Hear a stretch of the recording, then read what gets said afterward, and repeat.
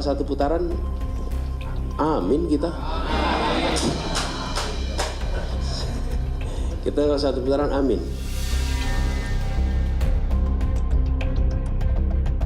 Tapi saya yakin dengan semangat Bapak Ibu semua, kita bisa menang satu putaran.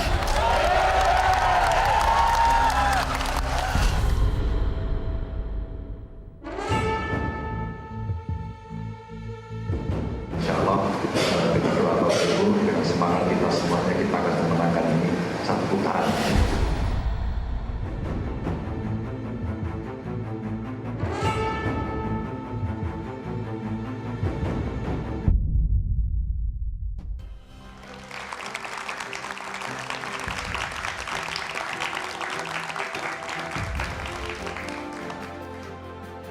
Pilpres masih 34 hari lagi, namun klaim kemenangan dan Pilpres satu putaran terus disuarakan. Masing-masing kontestan yakin mereka bisa menang satu putaran. Padahal hasil survei sejumlah lembaga mengisyaratkan belum ada pasangan calon yang elektabilitasnya cukup untuk menang satu putaran.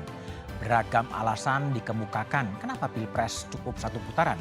Mulai dari soal penghematan anggaran, hingga menjaga agar tak ada polarisasi dan friksi. Namun banyak yang menyaksikan Pilpres akan berjalan satu putaran. Meski salah satu kontestan dicurigai didukung oleh Presiden Jokowi. Kenapa narasi Pilpres satu putaran ini terus disuarakan? Benarkah demi penghematan anggaran? Atau jangan-jangan ada kontestan yang tak ingin Pilpres berjalan dua putaran? Inilah Satu Meja The Forum Pilpres 2024. Satu putaran dalam tanda tanya.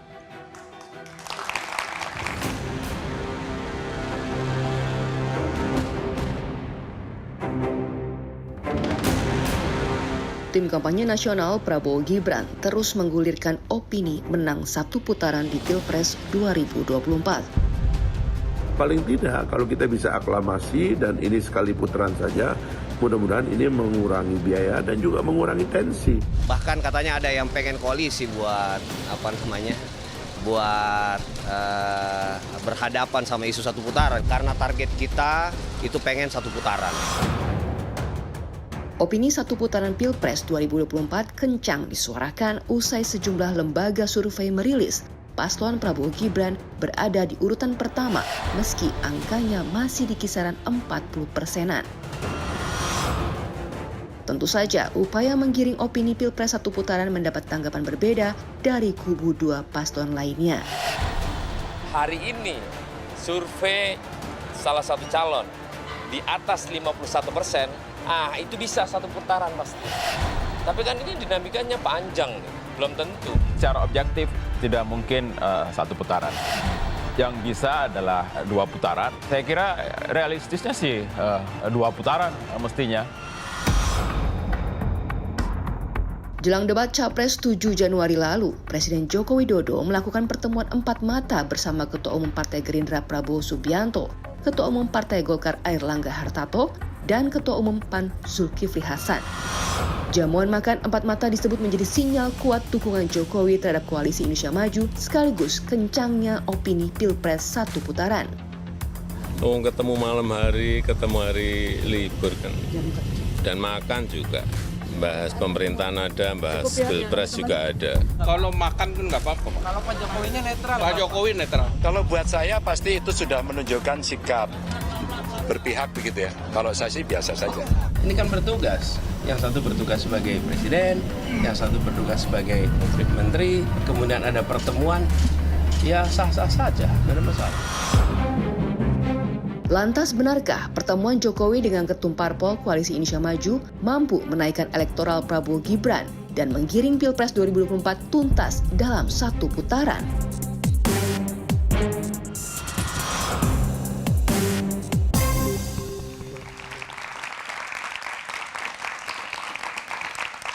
Satu putaran atau dua putaran itulah tema Satu Meja The Forum malam ini. Telah hadir di studio dari ujung sebelah kanan Ahmad Sahroni dari tim Koalisi Anies Mohaimin. Malam Bang Sahroni. Kemudian ada Habibur Rahman, Wakil Ketua TKN Prabowo Gibran. Dari Jakarta Timur.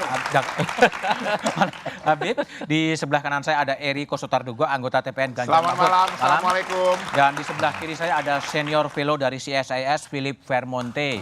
Satu meja juga telah mengundang perwakilan dari istana, tapi sampai sekarang belum masih berhalangan untuk hadir ya. Saya akan ke Habib terlebih dahulu. Bib, Prabowo Gibran memang sangat getol untuk menyuarakan satu putaran.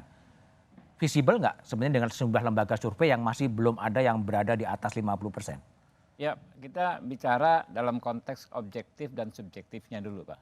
Secara objektif kan konstitusi kita mengatur pemilu itu bahasanya bukan satu putaran atau dua putaran. Ya. Di 6A ayat 3 ya disebutkan pemilu yang dapat 50% lebih, maka dia dilantik sebagai presiden dan wakil presiden. Dalam hal di ayat 4-nya, ya kan, jika tidak ada yang menyampai 50%, maka ada apa namanya? Satu dan dua. Ya, ada pemilihan yang kedua. Jadi satu putaran, dua putaran secara objektif adalah hal yang sama-sama konstitusional. Tidak ada nilai jelek di satu putaran atau dua putaran, dalam konteks moralnya nggak ada. Nah, yang dua itu adalah cadangan apabila tidak ada calon yang dapat angka 50% lebih. Nah, itu dia objektifnya. Secara subjektif tentu semua ingin satu putaran. Ya. Saya mencatat benar bahwa yang pertama menyampaikan satu putaran itu justru Pak Arsyad Rashid. Ya, lalu ada Pak Anies. Baru belakangan Mas Gibran Rakabuming. Nah, kalau kita mengacu pada subjektif masing-masing, siapa yang nggak ingin satu putaran? Ya kan?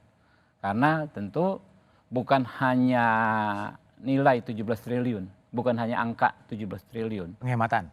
Bukan hanya itu, tapi banyak hal lain yang menurut saya bisa lebih bermanfaat. Kalau sekali selesai bisa 50% lebih. Siapapun yang menang? Siapapun yang menang. Ya, misalnya kita bisa kembali fokus ngurusin tugas masing-masing. Pemerintahannya juga bisa maksimal ngurusin rakyat. Ya. Kemudian juga ini ada mungkin ratusan ribu penyelenggara bisa langsung juga selesai pekerjaannya. Menurut saya itu kan nilai yang besar sekali. Yang paling penting juga di sektor bisnis. Ya, teman-teman yang wait and see dan lain sebagainya. Segera ada kepastian. Segera ada kepastian, bisa mengeksekusi rencana-rencana bisnisnya. Dan ini tentu efek dominonya panjang sekali. Tapi Pragi tetap berupaya untuk satu putaran? Ya tentu. Semua seperti halnya Pak Arsyad Rashid dan kawan-kawan, Pak Saroni dan kawan-kawan. Tentu kita berupaya maksimal supaya bisa satu putaran. Kalau dari segi angka, terakhir tadi dari Ipsos, Mas. Ipsos itu salah satu lembaga survei juga yang launching tadi sore 48,05. Oh, kurang 1,5. Ya, kurang 1,5%. Saya pikir sangat realistis. Dalam waktu masih ada 30 hari, ya kami ini kan sekarang gencar serangan darat, yang gencar ya. Kita bisa kejar 3-4% kekurangan. Baik. Bung Saroni, menurut Anda dengan sejumlah indikator lembaga survei, realistiskah sekarang kemudian bisa satu putaran Pilpres 2024? Nggak realistis ya. Nggak realistis, kenapa? Saya yakin dua putaran. Kenapa? Kenapa? Kalau menurut Pak Habib kan langkahnya satu ada penghematan. Wait and see para investor asing atau investor dalam negeri misalnya, kondisinya sekarang kan negara dalam fokus pemilu. Republik kita ini hampir 300 juta orang. Apakah 300 juta ini pada pemilih-pemilih yang di daerah, mungkin yang tidak melihat TV, hanya melihat siapa yang lebih kompeten akan menjadi seorang capresnya. Tapi kalau untuk menjadi satu putaran, itu sah-sah saja. Karena upaya untuk memenangkan agar mungkin tidak ada kelelahan kedua kali. Tapi lebih baik bila anak bangsa ini lebih baik harus ada 2 putaran. Bukan Kenapa? masalah duitnya. Tapi? Kalau duitnya untuk penghematan, ya udah nggak usah ada pemilu. Lebih hemat lagi tuh. Tadi Fahri aklamasi malah. Nah, kalau ngomong aklamasi, kan kalau Fahri pikirannya sekarang lagi pada posisi agak galau dia. Ya karena memikirkan aklamasi emang ini dipikir kayak pemilihan HIPMI. Ya. Yang gampang, coplok. Udah, yaudah ya, lu pilih si A, pilih si B, si A, si B. Udah aklamasi aja. Ini kan negara. Karena ini negara, luasannya seluas-luasnya, maka ini jangan main-main. Jangan main-main juga menarasikan seolah-olah semua bisa. Tapi ada upaya. Kalau upaya itu wajar-wajar saja. Ya? Target. Ya paling yang nggak punya target cuman amin aja. Ya pada posisi tengah aja lah, duduk. Tinggal menunggu. Tinggal menunggu mukjizat menang di 1 putaran atau menang 2 putaran gitu. Oke, baik. Kita coba dengar tadi ya pidato dari Ketua Umum PDI Perjuangan Megawati Soekarnoputri di tadi siang pada saat HUT PDI Perjuangan. Apapun kebohongan, pasti kebenaran akan mengejarnya. Jadi insya Allah kita akan menang 1 putaran. Siap! Bung Eriko, Ya. siap 1 putaran meskipun pada saat sekarang pasangan nomor 03 di nomor 2 atau di nomor 3 peringkat. Mas Budiman, masih ingat nggak kita bicara di sini terakhir dengan Bestian Nainggolan? Ya. Ya, bahwa dari hasil survei itu, baru 56% yang menentukan pilihan. Masih ada 44% yang belum. Jadi artinya kemungkinan 1 putaran yang disampaikan Ibu Mega tadi bisa. 1 putaran untuk nomor 3 kan 1 tambah 2 putaran kan 3 hasilnya. Kan begitu kan? Nah, maksud saya bukan tidak mungkin, sangat mungkin. Sangat mungkin. Sangat mungkin. Gimana Anda menjelaskan? Sekarang begini, pada terakhir kita bertemu itu, saya sudah sampaikan, ini saya menduga loh. Nah, tadi saudara saya Habibur Rahman sudah menyampaikan. Itu survei apa tadi? Ipsos apa? Ipsos. Belum pernah dengar memang.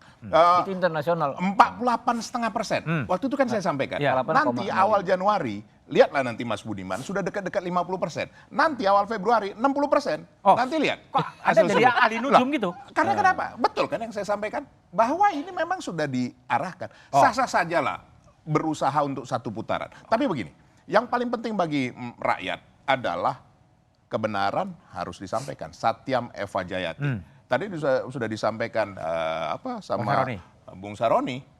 Ini kan bukan persoalan mau menghemat. Ada kalau gitu ya nggak usah kita pemilu kalau mau menghemat. Ya kan begitu. Tapi di sini yang paling penting suara rakyat. Jangan nanti memilih ini bukan karena suara rakyat, tapi karena dikondisikan. Itu yang tidak boleh. Itu yang harus kita. Emang ada yang kondisikan? Loh, lihat saja. Yang tidak ada. Tadi kan sudah saya bilang survei. Benar kan yang saya sampaikan? Udah deketin 50. Nanti lihat awal Februari. Nanti kita lihat. Kalau nggak sudah mulai ke arah mendekati 60. Bahwa ini sudah bisa 1 putaran. Nah, siapa yang tidak ingin 1 putaran? Kami juga sudah ditugaskan. Tadi sudah ditampilkan bahwa kami akan berjuang untuk 1 putaran. Kenapa, Mas Budiman? Tadi sudah disampaikan juga oleh Mas Ganjar. Bahwa masih banyak suara tersembunyi. 44%. Belum menentukan pilihan. Kenapa? Mereka mau melihat sejauh apa calon presiden dan wakil presiden ini. Seperti apa track recordnya, seperti apa yang mereka akan lakukan. Itu dilihat oleh masyarakat. Mereka masih diam sekarang. Nanti ada waktunya menentukan. Nah, bagaimana caranya? Tentu Mas Budiman tanya. Inilah kami door to door. Tadi saya sebelum ke sini, saya masih di Tebet. Saya masih keliling bersama-sama dengan mereka, turun langsung dan kami membagi tumpeng kepada masyarakat. Nah, ternyata masyarakat sangat antusias. Nah, ini yang dinamakan silent majority. Silent majority. 44% loh Mas Budiman. Itu terakhir kita bicara sama Bestian Nainggolan. Baik. Bung Philip, kalau kita lihat surveinya CSIS ya, yang dirilis kemarin kan posisi Prabowo Gibran 43,7, Anies Muhaimin 26,1, Ganjar Mahfud 19,4%. Kalau lihat hasil dari survei CSIS, apakah mungkin kemudian 14 Februari itu langsung bisa terpilih 1 putaran 50% dengan separuh dari provinsi 20% suara? Situasi kan masih dinamis ya, karena ada debat yang berjalan yang mungkin mempengaruhi pilihan. Kemudian juga caleg-caleg lagi di bawah semua berkampanye untuk dirinya sendiri dan juga untuk capres partainya gitu. Jadi memang ada ruang-ruang di mana dinamika itu masih terjadi. Menurut saya ada dua hal yang mau saya sampaikan. Yang pertama terkait dengan anggaran. Demokrasi itu memang harus dibiayai. Jadi memang kalau kita punya prinsip untuk melakukan demokrasi ini memang kita harus biayai. Gitu. Kalau dia mahal ya memang harus dibiayai. Kenapa? Yang pembiayaannya lewat anggaran. Tapi otoritarianisme itu biayanya bukan uang. Ada mahasiswa yang tertembak mati tahun 98. Ada orang-orang yang mungkin tidak bisa menyampaikan aspirasi, masuk penjara, hilang, dan lain-lain. Gitu. Dan itu bisa tertumpuk ketika menjadi otoritarian, sepertinya tidak ada biaya bagi demokrasi, tetapi kos nyawa, kos kebebasan, pada ujungnya menghasilkan kos yang material juga. Seperti kita alami tahun 97 krisis ekonomi, karena sistem yang tidak terbuka, kemudian akibatnya kosnya bertambah. Ada kos finansial, ada kos non material gitu, yang biayanya tinggi sekali dan ini pengalaman kita gitu. Jadi kalau misalnya yang mau disampaikan adalah pemilu harus satu putaran karena anggaran, menurut saya itu tidak tepat.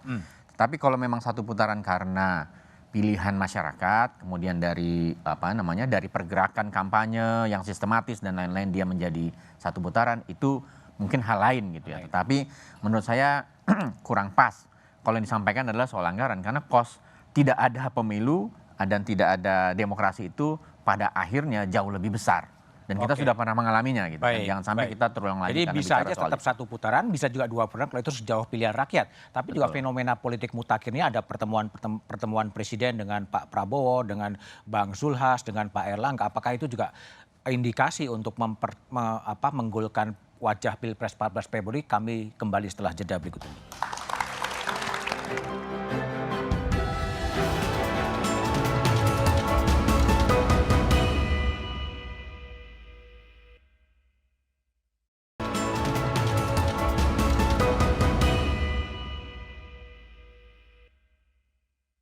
Ya bagus ada makan malam berdua, karena kalau makan malam sendirian nggak enak.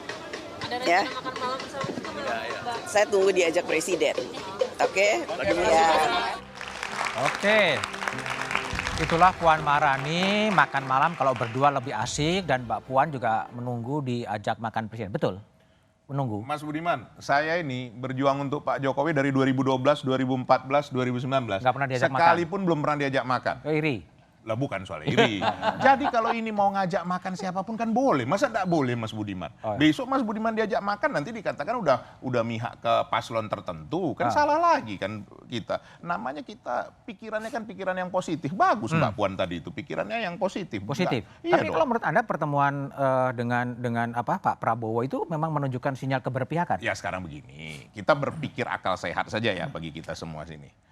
Makan boleh nggak usah ditampilkan? Hah? Ya boleh lah. Nah, boleh nggak ditampilkan? Boleh juga. Boleh juga. Jadi tergantung dari pilihan masing-masing. Mau nampilkan atau enggak. Ayo adik-adik di sini. Kalau makan mau nggak ditampilkan di televisi atau di sosial media? Ya tergantung kan pilihan kita kan. Apapun baik itu. Tapi ketika ditampilkan mau menyampaikan pesan apa? Ya inilah tadi sudah disampaikan sama Mas Budiman. Namanya kita media. Kalau ditampilkan berarti kan ada maksud tertentu. Oke. Itu saja sebenarnya. Oke. Nah maksud tertentunya apa? Ya mungkin hanya beliau yang bisa menjawab. Tapi ada kerinduan dari Mbak Puan tadi mengatakan nunggu undangan diajak makan. Saya yakin kalau Mbak Puan diajak makan pasti datang. Ada yang salah. Saya pun kalau diajak makan Pak Jokowi saya datang. Saya ikut. Ikut? Apa masalahnya? Wong diundang sama presiden kita. Saya belum pernah loh, Mas. Sudah sekian lama saya berjuang untuk beliau. Belum pernah. Sekalipun belum pernah. Bukan karena nomor satu nanti ini kebetulan saya nomor urut 1 kan begitu. Oke, jadi no problem ya mau ditampilkan mau nggak ditampilkan terserah pada publik menafsirkannya seperti apa. Ya, seperti apa? Karena begini, yang saya tahu kalau makan secara khusus misalnya kita dengan keluarga, enggak mungkin kita menampilkan di televisi atau di media sosial. Itu biasanya kan begitu kan. Nah, tapi kalau kita memang punya maksud tertentu, sama seperti ini. Kompas TV kenapa mengundang Eriko dalam hal ini? Karena kenapa? Mau tahu pandangannya Eriko sebagai PDI Perjuangan, sebagai paslon nomor 3, apa? Nah, itu kan wajar.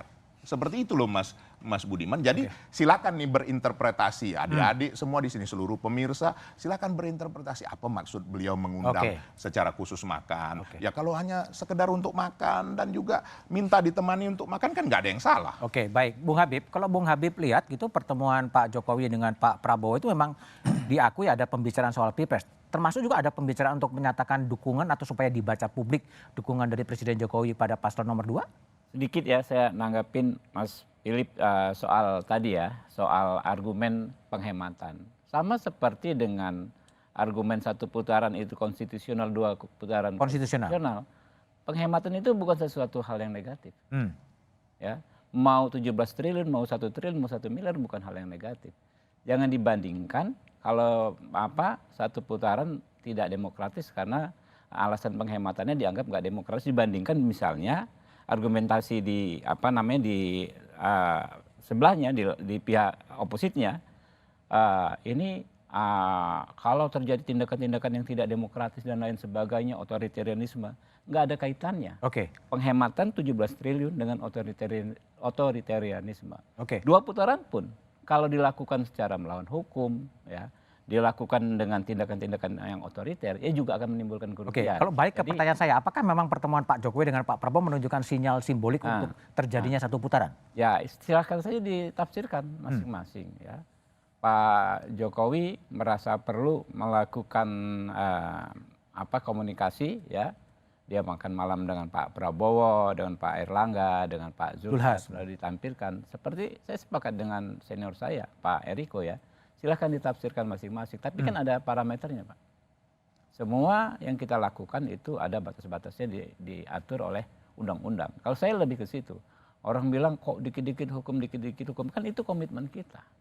Kita negara hukum, ya.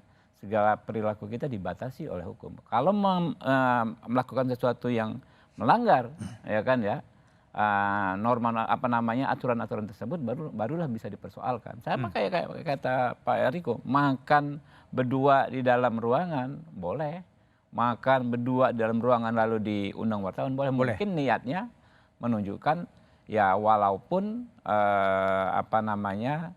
pemerintahan masih pemilu dan segala macam, mereka masih tetap bicara soal-soal kebangsaan. Ini kan menteri semua ya, Pak Prabowo menteri, Pak Airlangga menteri, Pak Zulhas menteri, ya kan ya. Pasti ada soal-soal kebangsaan yang dibahas, soal-soal negara yang dibahas di situ. Kalau Bang Sahroni lihat pertemuan Pak Jokowi, Pak Prabowo dengan kemudian Bang Zulhas dan Pak Airlangga ini sinyal publik yang menunjukkan bahwa saatnya kemudian ditampilkan sebagai bentuk dukungan kepada paslon nomor 2 gitu karena memang surveinya masih di bawah 50 atau gimana?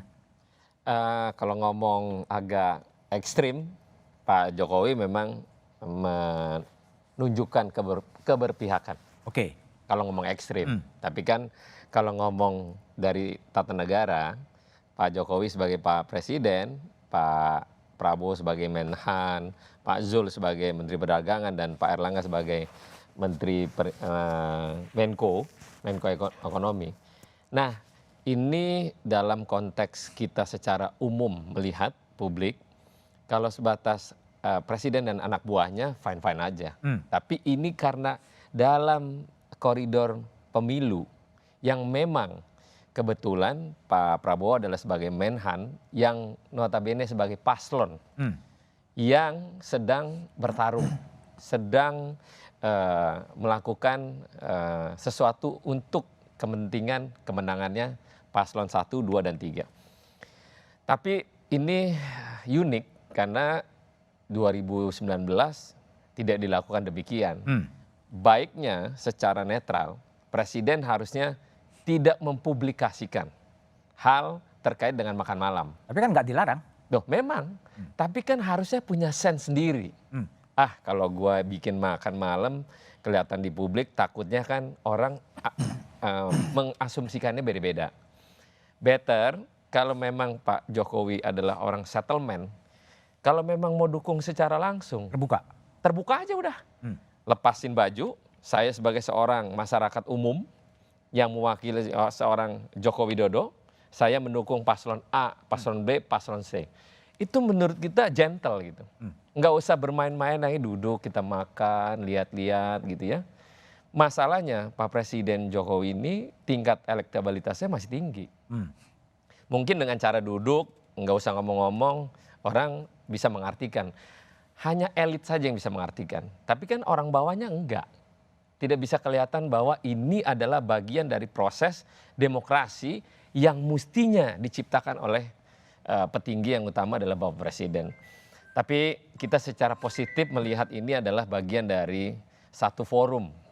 Bukan hanya the forum satu meja. Satu meja aja. Bukan Ya. satu meja. Ya, Ini forum terbuka secara nasional. Ini nggak ada makannya sini ya. Cuman ini nggak ada nasi, nggak ada makanannya aja. Tapi kita berharap ke depan siapapun yang jadi presiden, saran saya adalah para ketua umum partai janganlah jadi menteri lah.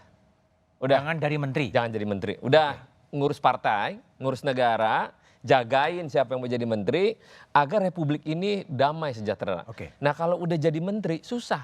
Nanti dipanggil dia sebagai menteri, tapi dipanggil posisinya dia sebagai paslon, jadi susah kita.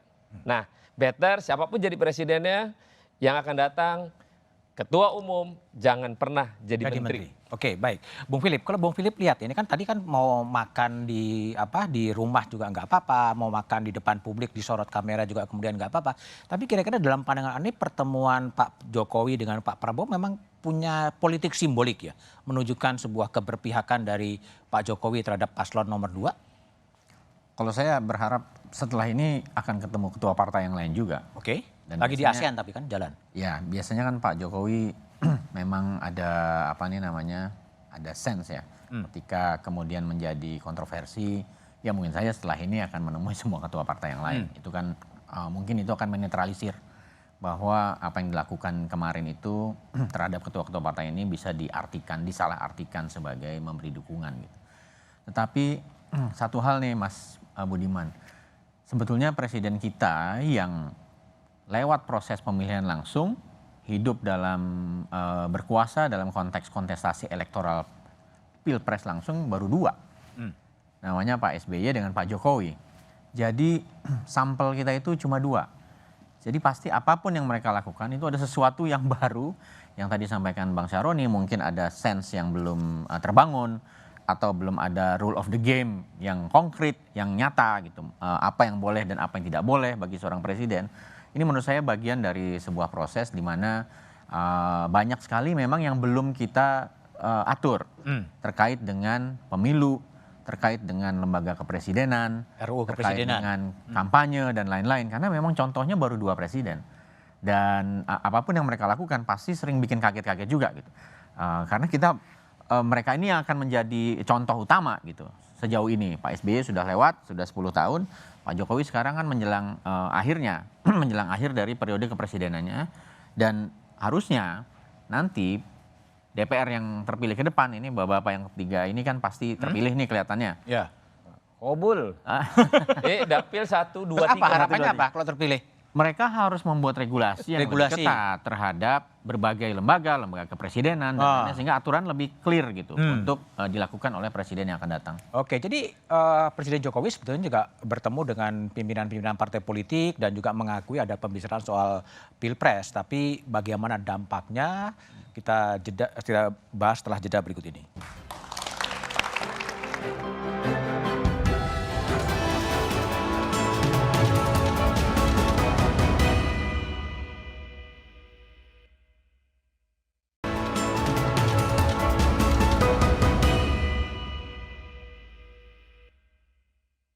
Sekarang hukum itu dipermainkan, bahwa kekuasaan itu dapat dijalankan semau-maunya saja.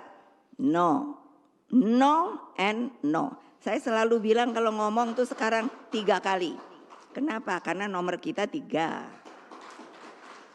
Di dalam pemilihan umum ada moral dan etika yang harus dijunjung tinggi. Loh, saya pernah presiden, ya setelah pemilu enggak ribut saya. Ya sudah, kalau memang betul itu rakyat memilih begitu, sudah. Itu tadi adalah pidato Ketua Umum PDI Perjuangan Megawati Soekarno Putri yang antara lain berbicara soal hukum yang dipermainkan. Eriko, sebetulnya pesan hukum dipermainkan memang ditujukan kepada siapa sebetulnya? Ini pertanyaan ini sudah berulang kali saya dapatkan dari tadi Ya kau siang jawab memang. lah, jangan diulang lagi pertanyaannya. Begini, sekarang saya tanyakan, apakah Ibu Mega sudah pernah mengalami hal yang pahit pada waktu Orde Baru? Sudah. Itu kenyataan yang ada. Terus? Itu tidak bisa, itu catatan sejarah. Nah, Ibu Mega mengingatkan bahwa kali ini jangan lagi hal itu terjadi. Karena kalau hal itu terjadi, ini akan setback lagi seperti tahun 98. Nah, kita semua mengetahuinya. Contoh seperti Mahkamah Konstitusi. Ada yang tidak saya nggak enak nanti pakai kata menduga, dikira karena saya Riko Sotarduga berkampanye Masuk aja soal barang ini itu, ya. Enggak, tapi kenyataan sampai banyak. Ayo adik-adik mahasiswa mengatakan Mahkamah Keluarga. Kenapa seperti itu? Kenapa tidak dari dulu ada seperti itu? Itu kenyataan yang ada. Dan banyak hal-hal lain lagi. Tadi kan sudah diingatkan Ibu Mega. Oke, ada kesalahan. Tapi kan bukan berarti dihakimi seseorang rakyat itu karena salah. Kan tidak boleh seperti itu. Apa kalau karena suara jreng terus dipukuli? Boleh. Ya tapi ganggu juga kan? Loh ganggu. Masukkan ke polisi. Silakan diproses. Apakah hukumannya apa? Mungkin ada hukuman disiplin atau beberapa hari. Silakan saja. Tapi apa boleh disiksa? Oke. Tapi kalau satu hal lagi tadi, selain Nah ini tadi sudah jawab. Ya, itu, nah ini satu lagi sudah ada dijawab, tapi soal etika dan moral. Yes. Itu sebenarnya pesan itu mau ditujukan kepada siapa? Seorang mau menjadi pemimpin harus betul-betul menjaga etikanya. Nah itu diingatkan oleh Ibu Mega bahwa begini. Nah, kan tadi nanti Mas Budiman mau tanya, kenapa sih Bapak Presiden Joko Widodo pergi ke Filipina? Tadi nanya begitu di sebelum siaran ini. Saya sampaikan, itu kan wajar-wajar saja mau pergi kemanapun atau apapun yang dilakukan. Karena ini pada saat ini situasi perekonomian tidak mudah. Ini ingin mempersatukan ASEAN pada masa-masa terakhir dari kekuasaannya beliau. Nah, tapi sekali lagi kita kembali ke hal tadi. Bahwa Ibu Mega mau mengingatkan dengan sungguh-sungguh. Pemilu ini bukan main-main. Untuk apa diadakan pemilu kalau tidak ini berjalan langsung, umum, bebas, rahasia, jujur, dan adil? Enggak usah. Untuk apa? Kami sama Mas Habibur Rahman sama Bung Ahmad Syaroni sudah membuat undang-undang ini. Kan ini harus dijalankan dengan konsekuen. Jangan ada melanggar hukum. Kalau memang salah, ayo Bawaslu, Panwaslu, silakan ditindak. Itu Ibu Mega kan mengingatkan itu. KPU. Nah, ini yang dilihat. Sekarang apakah masyarakat tidak tahu? Tahu, makanya ada silent majority. Baik, Bung Saroni, kalau Bung Saroni lihat gimana ya? Soal tadi kan yang tadi gue mau nanggapin dulu. Apa tuh yang apa tanggapin? Nggak bahaya tah. Nggak bahaya tah. Oke, soal etika dan moral dan kemudian presiden kemudian bertemu dengan 3 menterinya dan kemudian menjelang debat. Ini gimana? Apakah sesuatu yang pantas dilakukan? Pantas saja kalau pembantu dan presiden kan? Sebenarnya gini kan, tadi saya juga udah nyampein. Kalau ngomong ekstrimnya, Pak Presiden harusnya tidak lakukan itu. Secara etika, Presiden harus menjadi tokoh pimpinan bangsa ini, melihat para paslon bertarung. Bukan pada mempertontonkan satu silaturahmi yang memang dilakukan. Bapak saya, Ketua Umum Surya Paloh, ketemu, nggak pernah mau dibuka. Diumpetin terus. Ketemu dengan siapa? Dengan Pak Presiden. Oke. Nggak pernah. Dipampang lagi nggak pernah. Selalu diumpetin, ada berita, tahu-tahu ada berita rame di wartawan. Benarkah Pak Ketua Umum Nasdem ketemu Pak Presiden misalnya gitu. Nah ini kan satu hal silaturahmi oleh seorang Bapak Negara. Mestinya ke semua Ketua Umum kumpulin, datengin dan bicarakan bahwa pemilu ini kalian harus menjamin semuanya aman, damai dan tidak ada terbengkalai. Kan itu bagus. Tapi kalau mempertontonkan hanya kepada koalisi yang paslon seseorang misalnya, kan nanti dampak yang berbeda dilihat orang, kenapa ya kok Pak Presiden hanya ngundang ketua umum partai pada paslon A misalnya gitu. Kenapa enggak semua Pak Ketua Umum diundang dengan konsep yang sama, tapi semua dipertontonkan. Itu lebih menarik mungkin daripada akhirnya cuma 3 ketua umum gitu. Oke, Bung Habib, kalau kita sedikit bergeser dari pertemuan partai politik ya, tapi kan kemudian setelah debat yang kata orang itu cukup panas, itu kemudian Presiden juga kemudian meminta agar format debat itu diubah, disesuaikan karena lebih ke cenderung saling serang personal, tapi nggak ada visi dan misinya. Anda menanggapinya gimana terhadap permintaan Presiden itu? Ya silakan saja ya, Pak Presiden kan juga bagian dari warga negara. Warga negara? Ya. Oke. Dia melihat debat sejak pertama, kedua, ketiga, tentu semua orang punya masukan. Ya, kita pribadi tentu juga punya banyak masukan. Pengen dapat yang lebih berkualitas debatnya tersebut. Tapi kembali soal makan-makan itu tadi, saya sepakat dengan pendapatnya Pak Saroni waktu awal tadi. Presiden silahkan kok sebagai warga negara berhak, ya kan ya. Karena apa? Karena konstitusi kita mengatur seorang presiden incumbent bisa maju kembali. Jadi kalau kita ngomong tadi mempersoalkan makan-makan itu nggak relevan lagi. Karena kita presiden incumbent saja boleh maju kembali kok. Teman-teman mohon maaf Pak Saroni ya, 2019 nggak pernah mempersoalkan, nggak pernah itu Pak Jokowi waktu itu nggak pernah ngajak Pak Prabowo makan misalnya, partai pendukung Pak Prabowo makan. Jelas-jelas beda koalisi, bahkan Pak Jokowi kampanye untuk dirinya sendiri. Nah itulah pentingnya bagi kita untuk kembali kepada aturan. Aturan yang kita sepakati, kita tuh bisa kok bikin aturan sampai detail juga bisa kok. Aturan yang umum bisa, aturan yang detail bisa. Ketika aturan sudah kita sepakati, itu saja kita ikuti. Sepanjang tidak melanggar, tidak beretika kalau aturan tersebut kita persoalkan. Berarti kita nggak paham apa yang kita lakukan sendiri. Gitu. Oke, baik. Bung Philip, kembali saya ingin tanya pandangan Anda ya sebagai mungkin pihak yang relatively netral terhadap reaksi atau komentar dari Presiden Jokowi soal debat yang nggak ada visinya, lebih ke saling serang personal dan meminta agar KPU yang mandiri untuk mengubah format debat. Sebetulnya apa yang ingin disampaikan oleh Presiden? Kebetulan saya kan panelis ya. Oh, kebetulan panelis. Mungkin cocok. agak kurang etik sebetulnya untuk mengomentari itu. Tapi menurut saya begini, masalah utamanya itu adalah waktu yang nggak cukup. Waktu yang nggak cukup. Karena terlalu pendek, sehingga memang semua pasangan calon tidak punya cukup waktu untuk mengeksplorasi dan menyampaikan satu, pikiran-pikirannya sendiri. Dua, juga tidak bisa dengan cukup merespon apa yang disampaikan oleh mungkin lawan debatnya dalam segmen-segmen perdebatan itu. Akibatnya adalah ada muncul kayak kembang api seperti yang kita lihat, dan sebetulnya kalau menurut saya itu agak wajar lah karena memang debat itu yang wajar apa? Permintaan untuk mereformulasi debat? Bukan. Letupan-letupan itu menurut saya wajar dalam debat. Apalagi yang disiarkan langsung secara televisi, lewat televisi yang ditonton oleh puluhan juta penonton gitu. Dan menurut saya yang harus ditambah mungkin adalah waktunya, karena agar memberi ruang yang cukup gitu. Dan ini kira-kira yang paling penting yang harus dilakukan oleh teman-teman di KPU untuk pemilihan yang akan datang. Nah yang kedua juga saya kira paslon-paslon ini bukan cuma yang pemilu kali ini ya, pemilu-pemilu yang sebelumnya juga mereka juga sebetulnya kadang-kadang begini Mas Budiman, ketika mereka menjawab, mereka tidak terlalu menjawab pertanyaan, tetapi dia bicara pada konstituen yang nonton, sehingga dia ingin menyampaikan poin-poin yang menurut mereka akan ditangkap meskipun tidak ditanyakan. Akibatnya adalah ini efek yang kita juga ada yang perlu di-deliver gitu kan. Ada yang harus apapun pertanyaannya gitu kan. Sehingga nah ini yang mungkin harus kita tekankan agar dan dibuat sedemikian rupa agar para kandidat ini menjawab pertanyaan yang ditanyakan. Oke, jadi memang tetap menjadi problem apakah jalannya pemilu ini bisa berjalan 1 putaran atau 2 putaran. Kita bahas setelah jeda berikut ini.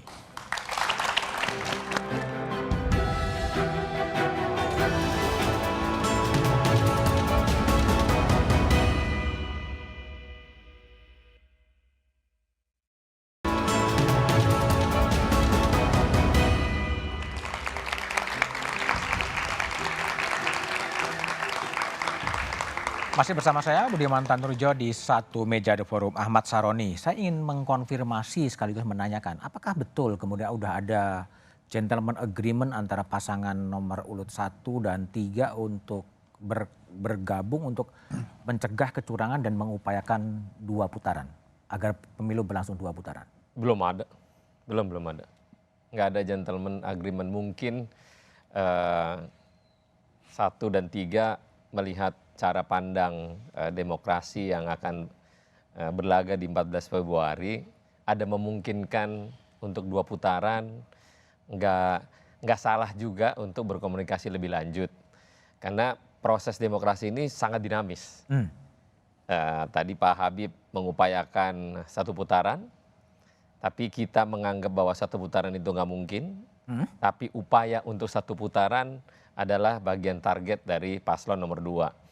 Kalau paslon nomor 1 dan mungkin paslon nomor 3 sifatnya adalah bagaimana cara menyajikan di ruang publik tentang debat-debat nanti. Inilah penentu pemilih yang pada akhirnya kalau Pak Eriko tadi bilang ada 44% yang masih gamang untuk memilih, maka itu adalah tempat di mana orang bisa memilih pada saat debat dua terakhir ya, Wapres sama Capres. Tapi karena sifatnya dinamis, ini kan kita antara paslon 1, paslon 2 mungkin agak gemes-gemes dikit lah. Gemes-gemes dikit? Gemes-gemes, agak kesel-kesel kalau ada paslon A, paslon B misalnya. Nanti kalau sudah ada pemenangnya tanggal 14 Februari mungkin jam 5 sore. Jam 5 sore. Bisa saja nanti bertiga atau berdua atau sendirian berseirama untuk saling nelpon. Lu gimana? Nih oke nggak nih? Misalnya gitu. Atau yang oke apa itu? Ya nanti misalnya untuk bersama-sama misalnya nanti setelah ada pemenangnya. Misalnya satu putaran itu terjadi. Otomatis yang pemenang pertama adalah apa nggak mau akan hubungin kedua paslon. Pasti ngubungin. Nah begitu juga dengan paslon nomor 1. Hubungan di antara semua adalah tidak ada permusuhan. Bagaimana cara perang sekarang yang katanya notabene kesel-keselan, wong sampai yang dibilang ada goblok-goblok juga, nanti 14 Februari sore kalau udah kelihatan selesai nih bareng. Cuman kesel di awal aja gemes-gemes. Baik. Bung Habib, jadi kalau lihat hasil survei ya, yang belum ada yang 50% gitu, kenapa sih terjadi belum bisa menembus 50 padahal dukungan dari presiden, putranya presiden itu sudah bersama dengan Pak Prabowo, tapi hasil surveinya bisa belum sampai 50%, di atas 50%. Apa yang terjadi sebetulnya? Ya kalau kita lihat angka ya, itu kan matematika yang nggak nyambung yang disampaikan Mas Budiman ya. Itu dukungan presiden, dukungan yang mana ya. Anak yang presiden kan warga negara biasa. Warga negara biasa. Ya, jadi itu nggak ada relevansinya. Ada lagi dikaitkan dengan jumlah kursi di parlemen. Kalau dengan jumlah kursi di parlemen, kami ini yang paling dekat dengan jumlah kursi kami. Cek saja masing-masing ya. Paslon 1 didukung 3 partai, ternyata angkanya jauh di bawahnya. Paslon 3 juga demikian. Tapi yang paling penting ya, kita ini kan melakukan semuanya dalam konteks demokrasi. Ya, mau satu putaran itu bukan sesuatu hal yang tidak demokratis. Tidak boleh. Ya. Saya juga menyampaikan soal logika penghematan itu juga bukan logika yang sesat. Itu benar kok, itu kan ya, sepanjang caranya dilakukan dengan demokratis. Kami dalam konteks komunikasi elit nih, Mbak. Elit tentu kita orang politik punya kepentingan masing-masing. Semua pengen menang satu putaran, ya kan? Nggak bakal bisa saya bilang Pak Eriko, oke Pak Eriko kita satu putaran aja, nggak bakal bisa. Tapi di grassroots kita dapat fakta, ya. Kalau pilpres ini tadi angka semua survei ya, 3 paslon saat ini, kami itu unggul sekitar 20%. Cukup tebal Pak, ya dibanding yang kedua, mau survei mana saja. Lalu kalau di tingkat di putaran kedua, berhadapan dengan misalnya Pak Ganjar, mohon maaf ya, di LSA di indikator kalau nggak salah, kami ini 58%. Ketika berhadapan dengan Pak Anies, kami juga 58%. Artinya kami mencatat ada sebagian orang ya yang saat ini memilih Pak Ganjar, tapi hatinya juga ada Pak Prabowo. Kalau Pak Ganjar nggak lolos ke putaran kedua, sudah pasti ke Pak Prabowo. Pak Prabowo, jumlahnya besar. Demikian juga ada pemilih, jadi grassroots. Ini kita bicara grassroots ya, bukan elit. Ya. Grassroots ini kan nggak gampang disetir-setir sini. Ada pendukung Pak Anies yang hatinya juga ada Pak Prabowo juga. Ketika Pak Anies tidak maju ke putaran kedua, maka dia akan memilih Pak Prabowo. Kepada mereka ini, boleh nggak kami katakan, kan sekali putaran Pak Prabowo menang, kalau ya kan 2 kali putaran, ya kan Pak Prabowo lagi menang. Daripada nanti milihnya Pak Prabowo di putaran kedua, boleh nggak milihnya di putaran pertama aja? Itu sepanjang dilakukan dengan cara-cara yang demokratis. Tidak ada yang salah. Ada yang salah nggak gitu kan? Menurut saya sih nggak ada yang salah. Baik, sebentar, Bung Eriko. Jadi Bung Eriko gimana untuk langsung bisa keinginan dari Bu Mega itu menang satu putaran? Apa yang mau dikerjain? Sebenarnya simpel saja. Tadi kan sudah kita bicarakan yang 44% yang belum menentukan pilihan baik, ragu maupun. Mau diapain? Loh kita door to door. Door to door. Sekarang coba saya tanya Mas Budiman, nanti silakan Kompas TV mau menyaksikan dari partai mana, dari paslon mana yang turun door to door. Silakan. Nah itu kami lakukan. Saya sampai hari ini sudah lebih dari 30.000 rumah. Target nanti sampai akhir itu 60 sampai 70.000 rumah. 70.000 rumah loh. Satu rumah itu ada yang 4-5 orang, ada yang 12 orang tinggal. Itu boleh. Nanti kalau mau ikut Kompas TV silakan supaya nanti bisa melihat sendiri apa yang dilakukan. Bahwa betul yang dikatakan Mas Ganjar tadi masih banyak silent majority. Sekarang begini, kalau hasil survei seperti itu, apakah hasil survei 2019? Boleh tanya sama Bung Habibur Rahman. Kami 2019 ini bertempurnya jauh lebih keras dari ini ya, Bung Habibur Rahman. Wah ini belum apa-apa, jujur saja. Ini sangat asik ya? Asik ini. Santuy. Santuy apa. Wah kalau 2019, waduh. Kita belum mulai udah bentak-bentakan. Udah bentak-bentakan. Kita bisa di luar pun udah mau ribut seperti itu. Jadi apa? Sebenarnya ini hal yang sangat positif. Yang nggak positif itu yang nggak bagus cuman COVID. Itu. Jadi artinya begini, dalam 1 bulan yang tersisa ada 34 hari lagi, 30 hari kita bisa berkampanye. Kami meneruskan door to door 1,2 juta dari kader PDI Perjuangan, dari struktural maupun dari partai-partai yang mendukung dan juara turun ke bawah. Oke, baik. Bung Saroni, mau ngomong pendek. Mau tanggepin Pak Habib nih. Tadi kan Pak Habib ngomong pemilih Ganjar ke Prabowo, pemilih Amin ke Prabowo. Nah, pemilih Prabowo itu banyakan ke Amin. Amin juga. Jadi harus fair. Taunya dari mana? Boleh. Bukan nggak fair. Saya boleh ngomong, Om Roni boleh ngomong. Sama kan. Bro Habibur Rahman, apa? Eriko juga boleh ngomong gitu. Enggak, menduga-duga kan boleh. Namanya juga menduga, ya kan? Enggak ada masalah. Ke Amin. Baik. Bung Philip, jadi apa yang menurut saran Anda kepada masyarakat agar pemilu ini ya fair, berjalan dengan semestinya, mau 1 putaran atau 2 putaran, apa yang harus dilakukan oleh masyarakat untuk mengawal agar proses ini berjalan dengan benar? Ya, kalau melihat survei CSIS tadi, itu ada bagian di mana yang menyatakan bahwa yang mantap menyatakan pilihan yang nggak berubah itu 70%. 70%? Ketika ditanya. Kemudian ada juga yang pertanyaan, kapan Anda akan menentukan pilihan? Ya kan? Ada yang menyatakan bahwa dia akan menentukan pilihan di hari H. Ada yang menyatakan akan melakukan pemilihan setelah menonton semua debat. Ada yang menyatakan akan menetapkan pilihan ketika 2 minggu sebelum dan seterusnya. Yang ini jumlahnya 30%. Yang bilang bahwa dia masih melihat-lihat juga nih. Mungkin waktu di survei dia bilang dia akan pilih si A, si B, si C. Tetapi ada komponen kampanye yang sekarang sedang diperjuangkan oleh bapak-bapak ini gitu. Untuk meyakinkan agar kalau tadi Pak Habibur Rahman udah pilihnya sekalian aja sekarang. Kalau nanti pilihnya itu juga ya ngapain harus kesana kan gitu. Tapi Pak Eriko dan Pak Saroni kan, Pak Saroni maunya yang 30% tadi. Ya udah kamu lihat aja dulu nih. Ada debat masih 2 kali lagi. Hari H juga masih ada 34 hari dan lain-lain. Karena itu efek kampanye itu penting menurut saya. Dan dalam setiap pertarungan politik pastikan ini bapak-bapak ini semua petarung. Dia nggak akan menyerah sebelum hari pencoblosan. Dan karena tapi itu. bagi masyarakat sipil apa yang disarankan? Kalau kita saya kira mengikuti kampanye ini, ikuti debat dengan baik, pilih dengan rasional. Kemudian kalau bisa menelisik, walaupun itu agak susah karena masyarakat kita prioritasnya macam-macam. Tetapi karena ini musimnya kampanye, ada waktu yang cukup buat masyarakat 34 hari untuk menilai dan menimbang menurut saya. Dan ini gunanya lah itu kampanye, makanya diberi waktu untuk berkampanye. Dan dari sisi masyarakat itu adalah sebetulnya kalau kampanye dilakukan untuk mengedukasi dan lain-lain itu yang kita harapkan terjadi gitu. Sehingga pilihan itu betul-betul didasarkan oleh apakah masyarakat menilai calon A atau B atau C adalah yang paling punya gagasan terbaik untuk Indonesia. Mas Budiman. Perlu nggak sih semacam pemantau internasional untuk memantau pemilu di Indonesia khususnya Pilpres 2024? Saya kira itu hal yang wajar di berbagai negara, bahkan di Amerika Serikat ada juga yang mantau pergi datang ke sana. Di sisi kita juga banyak sekali yang bisa datang hadir ke sini untuk melihat. Walaupun mungkin itu harus di arrange melalui KPU, tetapi pada masa-masa pemilu ada banyak peneliti-peneliti dari luar negeri melihat bagaimana demokrasi berjalan dan bekerja di Indonesia. Itu hal yang wajar. Baik, Bung Philip, terima kasih. Bung Eriko, Bung Habib, dan Bung Saroni, terima kasih telah bergabung di satu meja The Forum.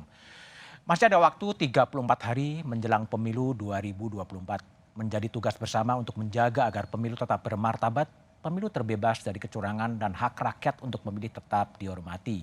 Pemilu harus dijadikan sarana untuk mengingatkan kekuasaan agar tidak kebablasan dan kemudian menghalalkan segala cara. Kekuasaan tetap ada batasnya dan biarkanlah rakyat secara bebas, mandiri dan penuh tanggung jawab menjadi juri atas perilaku kekuasaan. Musuh dari kekuasaan adalah kekuasaan itu sendiri. Demikian Satu Meja The Forum malam ini. Tetap saksikan Kompas TV untuk mengupdate informasi seputar pemilu hanya di Kompas TV, independen terpercaya. Sampai jumpa pekan depan. Selamat malam dan terima kasih.